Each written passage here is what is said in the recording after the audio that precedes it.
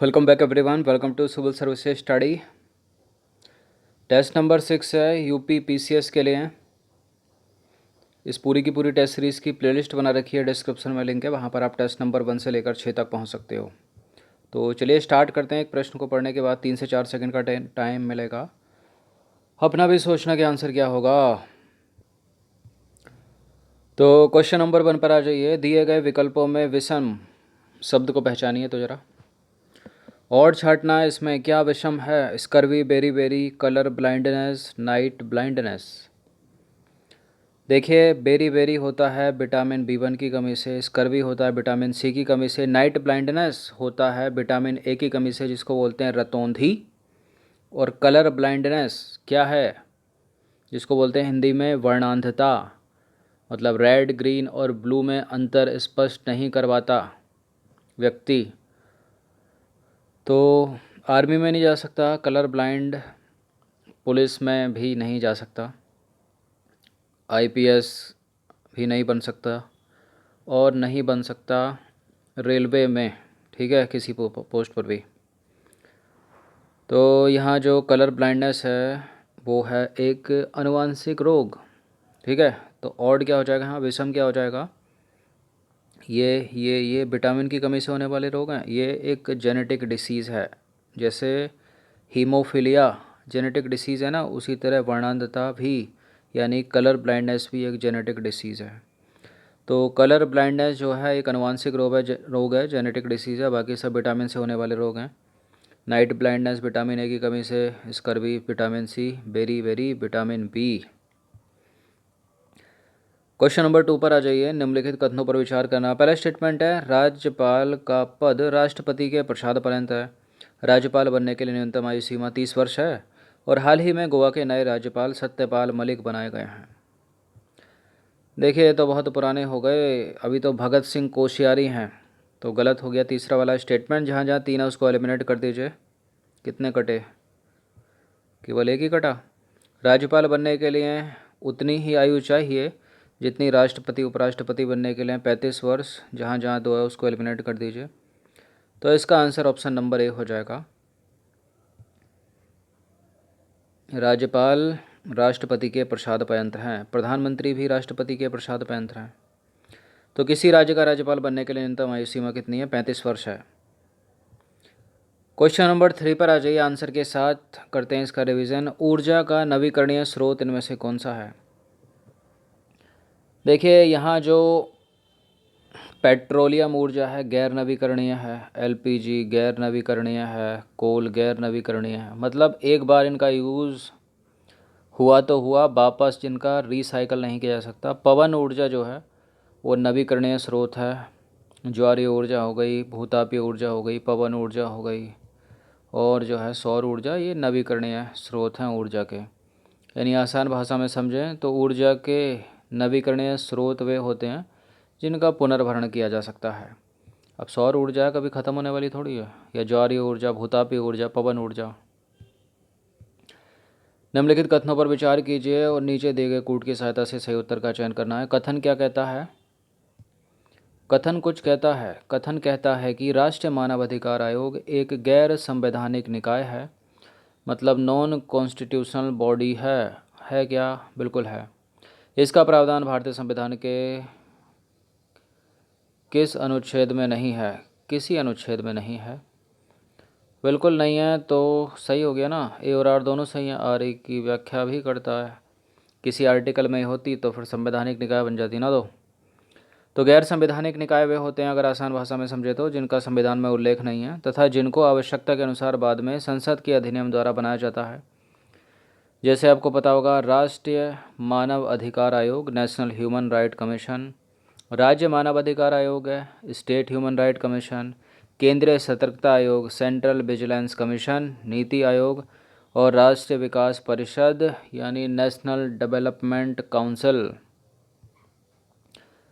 Question number 4 पर आ जाइए। नीचे कुछ कथन दिए हैं, कूट है, व्याख्या करेगा तो ये होगा, व्याख्या नहीं करेगा तो ये होगा, और कोई सही गलत यह होगा तो CD में से उत्तर दिया जाएगा। भाषा के आधार पर पुनर्गठित पहला राज्य आंध्र प्रदेश है। क्योंकि कारण क्या है इसका? राज्य पुनर्गठन अधिनियम 1956 द्वारा भाषाई आधार पर राज्यों का पुनर्गठन 1956 में किया गया। बिल्कुल किया गया, लेकिन आंध्र प्रदेश का तो 1953 में कर दिया गया था ना। तो ये सही है, ये सही है, लेकिन स्पष्टीकरण तो कर नहीं रहा एक दूसरे का ये।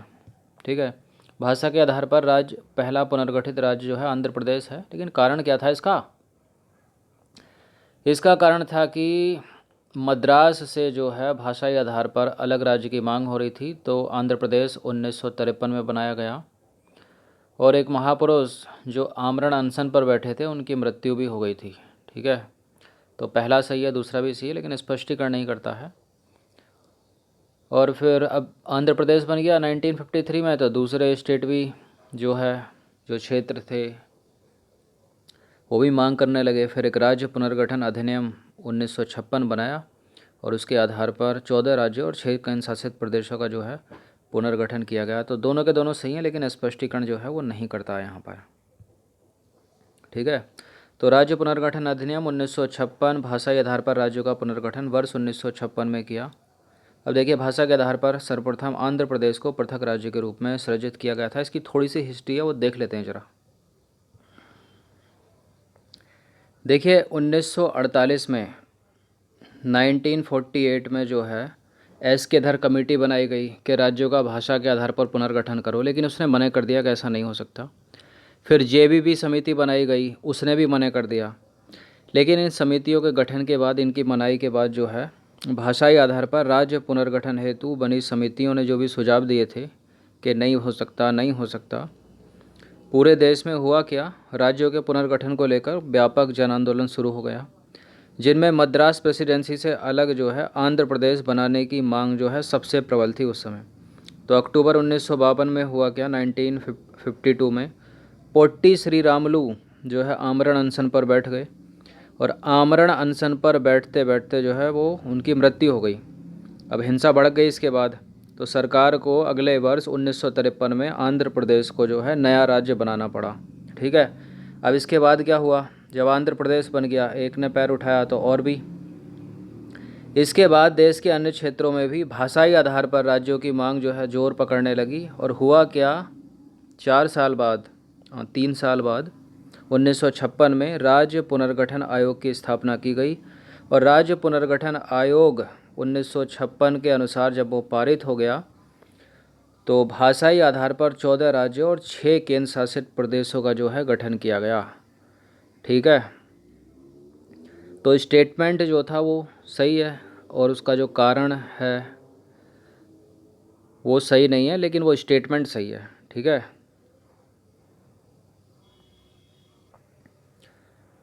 अगले प्रश्न पर आ जाइए। भारत के किस गवर्नर जनरल को स्थानीय स्वशासन का पिता कहा जाता है? ये तो रिपीटेड प्रश्न है, आसान सा प्रश्न है। किसको कहा जाता है? लॉर्ड रिपन को कहा जाता है। और जमींदारी व्यवस्था का पिता, भारतीय नागरिक सेवा का पिता, पुलिस सेवा का पिता, ये किसको कहा जाता है? ये लॉर्ड कॉर्नवालिस को कहा जाता है। क्वेश्चन नंबर 7 पर आ जाइए। निम्नलिखित में से किसने सबसे पहले 1934 में संविधान सभा का सुझाव जो है प्रस्तावित किया था? किसने किया था? एम.एन. रॉय ने किया था। M N. Roy, option number C. तो सबसे पहले संविधान सभा का सुझाव जो है 1934 में एम.एन. रॉय ने दिया था। इसके पश्चात 1934 में ही जवाहरलाल नेहरू के प्रस्ताव को कांग्रेस ने 18 जून 1934 में अपनी औपचारिक रूप से जो है वो स्वीकार कर लिया। क्वेश्चन नंबर 8 पर आ जाइए। जापान के संदर्भ में कुछ स्टेटमेंट है यहाँ पर। पहला स्टेटमेंट है, जापान में होन्शु नामक द्वीप तेल उत्पादन के लिए प्रसिद्ध है। जापान में तेल उत्पादन के केवल 4 चिन्हित क्षेत्र हैं। जापान की राजधानी क्योटो है, और जापान में सबसे अधिक भूकंप आते हैं। देखिए, भूकंप तो बहुत आते हैं जापान में, करेक्ट है। जापान की राजधानी क्योटो थोड़ी है, क्योटो तो उसका शहर है। टोक्यो है जापान की राजधानी। तो 3 को एलिमिनेट कर दीजिए, जहाँ जहाँ 3 है वो नहीं होगा।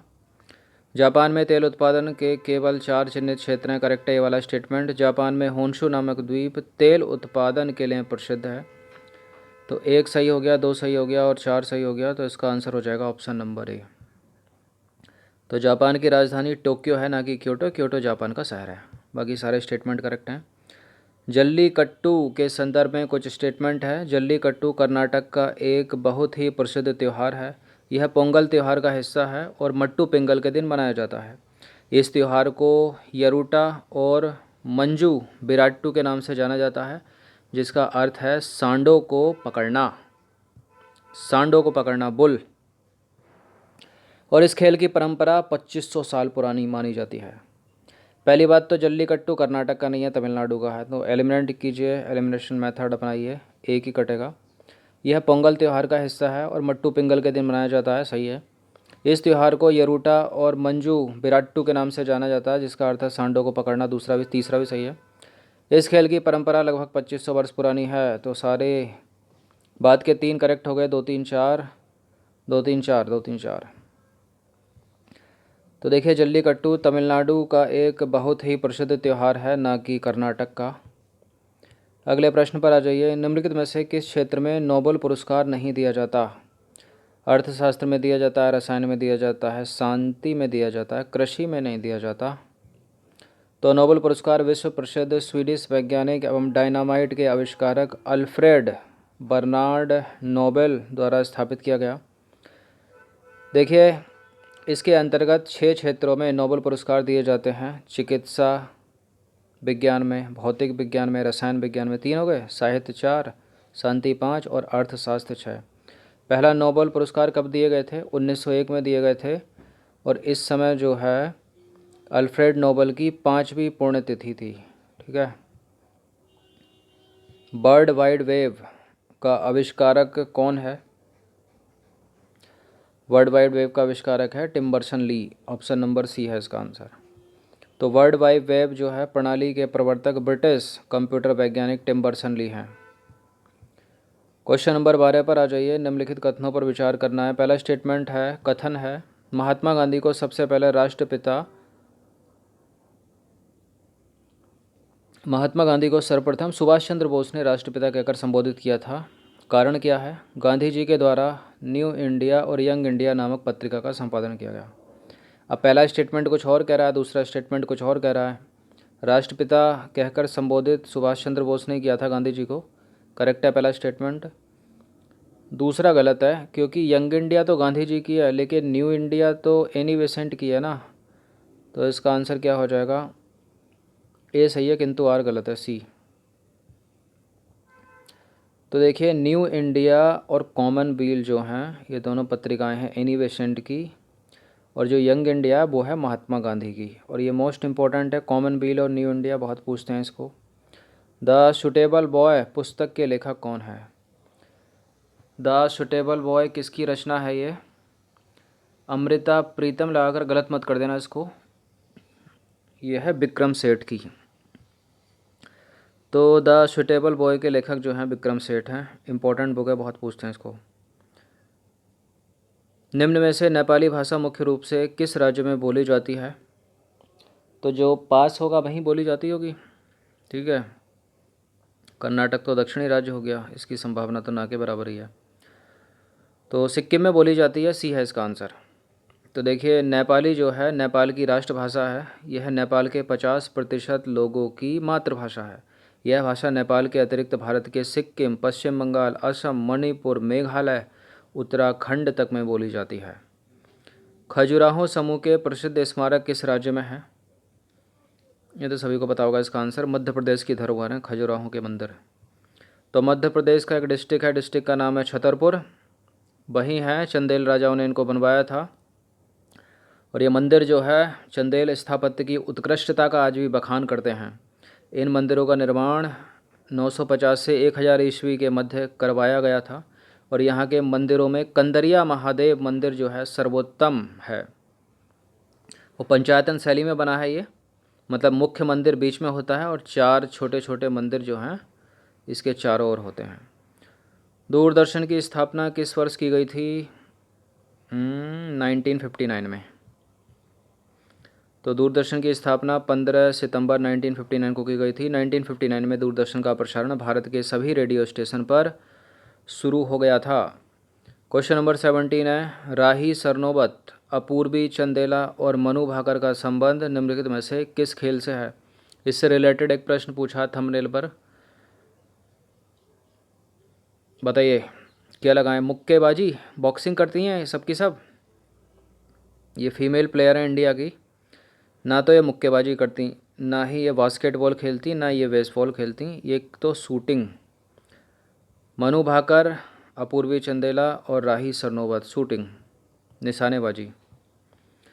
क्वेश्चन नंबर 18 पर आ जाइए। पृथ्वी की पपड़ी का प्रमुख अंश मुख्य रूप से गठित है।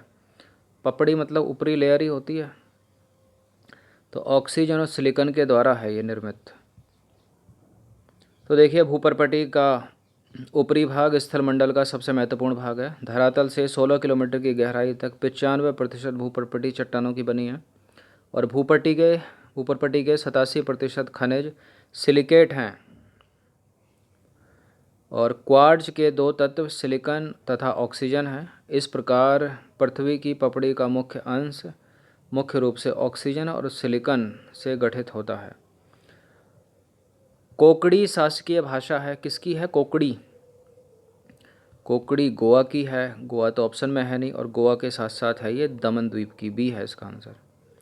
तो गोवा दमन द्वीप राजभाषा अधिनियम 1987 की धारा 34 के अनुसार राजभाषा अधिनियम 1987 यह प्रावधान करता है कि दमन एवं द्वीप की राजभाषा कोकड़ी होगी।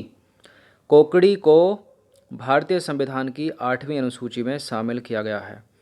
तो गोवा दमन और द्वीप राजभाषा अधिनियम 1987।